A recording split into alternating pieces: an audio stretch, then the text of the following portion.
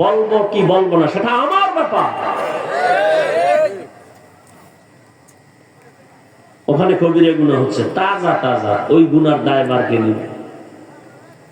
আল্লাহ হেদায়েত দান করুন।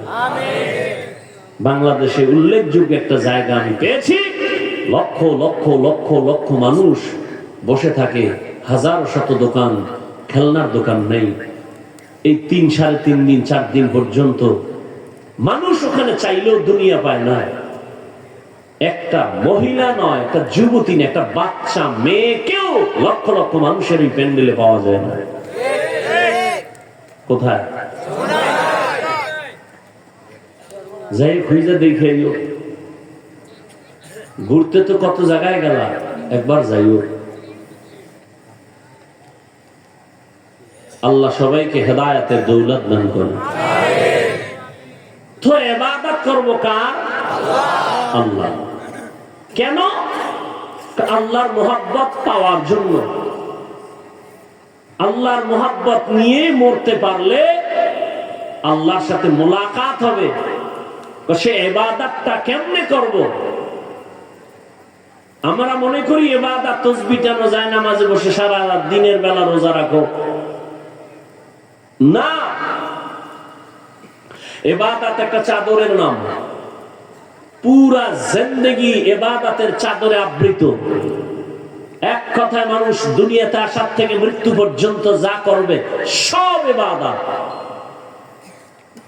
ব্যবসা করবেন ইবাদত, চাকরি করেন ইবাদত। ইসলাম পালন করে জান্নাতে যাওয়ার পথ বড় সহজ। অনেকে মনে মনে ভাবে হুজুর না হইলে বুঝি জান্নাতের পথ খোলা নাই, আলেম না হইলে বুঝি জান্নাতের পথ খোলা নাই। না, আমি এখানে আলেম হইয়া বয়ান করে যে পুরস্কার আল্লাহ থেকে পাবো, আপনারা আলেম হন নাই, আপনারা সহযোগিতা করেছেন, টাকা পয়সা দান করেছেন, আল্লাহ আপনাদেরও সেই পুরস্কার দান করবেন। আপনি ব্যবসা করবেন ইবাদত, চাকরি করবেন ইবাদত, তবে মন গড়া না। 2টা শর্তের বিনিময়ে জীবনে যা করবেন সব ইবাদত। আল্লাহ এই কথা বলে নাই দুনিয়াদারি বাদ দিয়া শুধু জিকির করো, তেলাওয়াত করো, নামাজ পড়ো। না,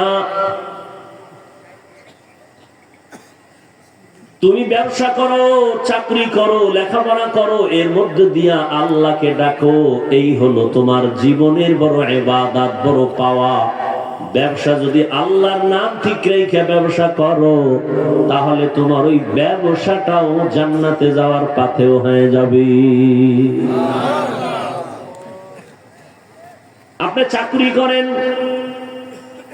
আল্লাহর হুকুম ঠিক মতো মেনে, নবীর আদর্শ মেনে যদি চাকরি করেন, আপনার চাকরিটাও নামাজ পড়েন, জিকির করেন, আল্লাহর মুহাব্বত নিয়ে চলেন, চাকরির মাধ্যমে জান্নাতের দরজা খুলে যাবে। জীবনে যা করবেন সব ইবাদত, তবে আল্লাহর সন্তুষ্টির জন্য হতে হবে, রাসূলের আদর্শ অনুযায়ী। আর আমার নবীর আদর্শ কত সুন্দর! আঙ্গুলের নখগুলো কেমনে কাটবা যুবক বাবা, সেখানেও নবীর আদর্শ আছে। জুতা 2টা পায়ে কেমনে পরবা, সেখানেও নবীর আদর্শ। ও এলাকার মুসলমান যুবক, একজনে যদি দাঁড়ায় বলো হাফিজ ভাই, মদিনার নবীর আদর্শ থেকে আর একজনের কাছে আরো সুন্দর আদর্শ আছে। আমি সবার সামনে আল্লাহর জাতের কসম করে বলি, যদি প্রমাণ করতে পারো আমি নবীরটা বাদ দিয়ে তারটা গ্রহণ করব, পারবা? কেউ যদি দাঁড়ায় বলো মদিনার নবীর আদর্শ থেকে শেখ মুজিবুর রহমান সাহেবের আদর্শ অনেক সুন্দর, আমি নবীরটা বাদ দিয়ে শেখ সাহেবেরটা নিব। কেউ যদি বলতে পারো নবীর আদর্শ বাদ দিয়ে জিয়াউর রহমান সাহেবের আদর্শ অনেক সুন্দর, আমি নবীরটা বাদ দিয়ে তারটা নিব, কিন্তু পারবা? শুধু কি তাই? জমিনের মধ্যে গণতন্ত্রের বাজারজাত করেছে আব্রাহাম লিঙ্কন।